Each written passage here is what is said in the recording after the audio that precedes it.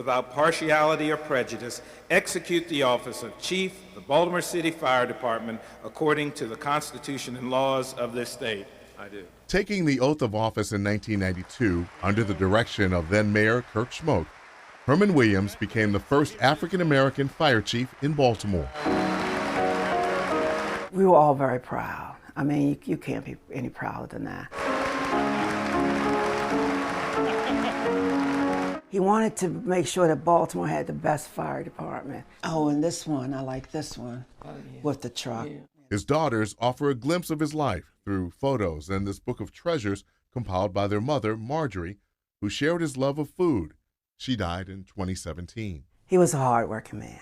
These are mementos of Williams' 47 years of service to Baltimore, including his days in the Public Works Department as City Transportation Director, even as a firefighter cadet. This is the picture from Daddy's graduation class, 1954, and that's him. When he came in the fire department, I mean, it was during a time when African Americans were really not being welcome. You knew how hard it was, because it wasn't easy. It was not just because of the racism and things he encountered in the city or in the fire department. He also had a lot of support, but it was a fight and it was a struggle, and to keep moving forward. You know, as a pioneer, he trudged through the adversity of being in the department and excelled all the way to the top to become the chief of the fire department.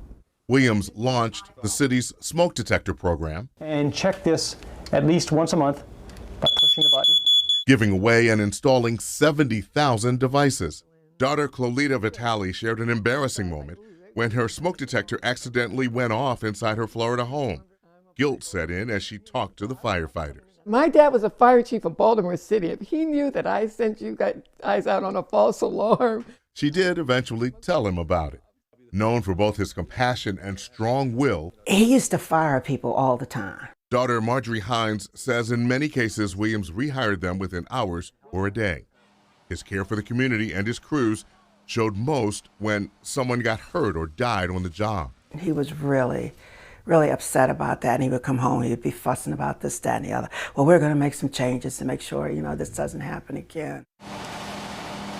During his tenure, budget cuts forced Williams to disband 7 fire units and close some fire stations.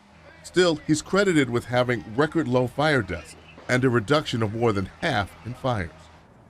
Co-worker and friend Roman Clark says he inspired young firefighters. That he or she could one day sit in his seat, and he wanted them to know that.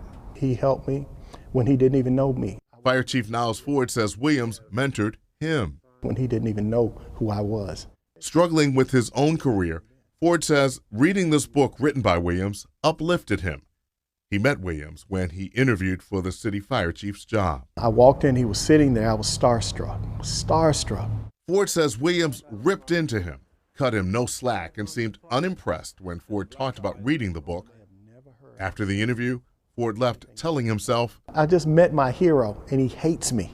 But Ford got the job and says he relied on Williams as a friend and great resource. He adored the fire department, but he loved the city of Baltimore. Williams died in January. His legacy of service, a strong part of firefighting and Maryland history. Barry Sims, WBAL-TV 11 News. Well, Chief Williams retired in 2001, and he has 2 sons, Herman Williams III and Montel Williams, the former TV talk show host. A public memorial service is scheduled for the chief on Tuesday, March the 1st, and you can find out more information on our website, WBALTV.com.